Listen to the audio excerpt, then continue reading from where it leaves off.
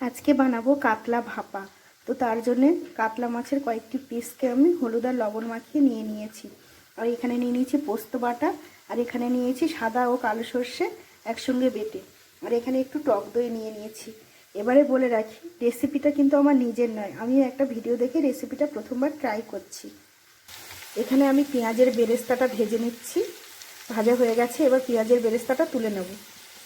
বেরেস্তা ভাজা হয়ে গেছে, এবার এখান থেকে আমি অল্প একটু তেল কাটিয়ে তুলে রেখে দেব। এইটুকুনি কাটিয়ে তুলে রেখে দিয়েছি। এবারে আমি এখানে মাছগুলোকে একটু হালকা করে ভেজে নেব।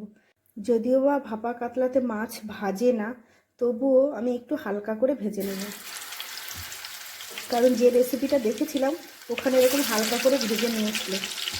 তো মাছগুলো দিয়ে দিয়েছি, একটু হালকা করে ভেজে তুলে নেব। তো মাছগুলো ভাজা হয়ে গেছে, এবারে আমি তুলে নিচ্ছি। এখানে তুলে নিয়েছি। এবারে এখানে টক দইয়ের মধ্যে দিয়ে দেব সর্ষে বাটা, সাদা আর কালো সর্ষে বাটা, আর দিয়ে দিচ্ছি পোস্ত বাটা, আর দিয়ে দেব বেরেস্তা, দিয়ে দিচ্ছি একটু পরিমাণ মতো লবণ, দিয়ে দিচ্ছি হলুদের গুঁড়ো, দিয়ে দেবো কাঁচা লঙ্কা, আর দেবো সামান্য একটু চিনি। এবার এটাকে আমি ভালো করে মিক্স করে নেব। মিক্স করে নিয়েছি, এবার এখানে মাছগুলোকে দিয়ে দেবো। দেখুন, এবার মাছগুলো ভালো করে মিক্স করে দেবো। মাছগুলো দিয়ে সব মিক্স করে নিয়েছি। এবারে যতটা ঝোল খাবো ততটা পরিমাণ মতোই জল দিয়ে দেব। তো আমি তো এতটা দিয়ে দিয়েছি।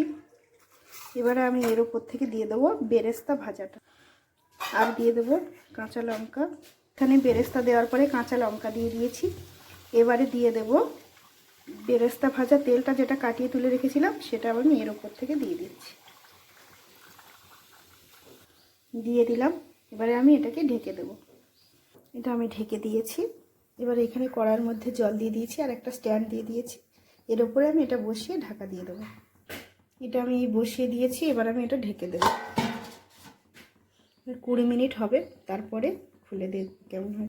এটা রেডি হয়ে গেছে। এটা আমি নামিয়ে নিয়ে আর খুলে আপনাদের দেখাচ্ছি। দেখুন কত সুন্দর হয়েছে। দেখুন, দেখতে তো খুবই সুন্দর হয়েছে, জানি না খেতে কেমন হবে, কারণ আমি ফার্স্ট টাইম বানিয়েছি। আর মাছটাও খুব সুন্দরভাবে সেদ্ধ হয়ে গেছে, গ্রেভিটাও খুব দারুণ হয়েছে। আমি আপনাদেরকে একটা সার্ভ করে দেখাচ্ছি যে ঠিক কতটা সুন্দর হয়েছে। এই দেখুন, একটা পিস নিলাম, এখানে একটা পিস সার্ভ করে দেখাচ্ছি বাটিতে। গ্রেভিটা দেখুন।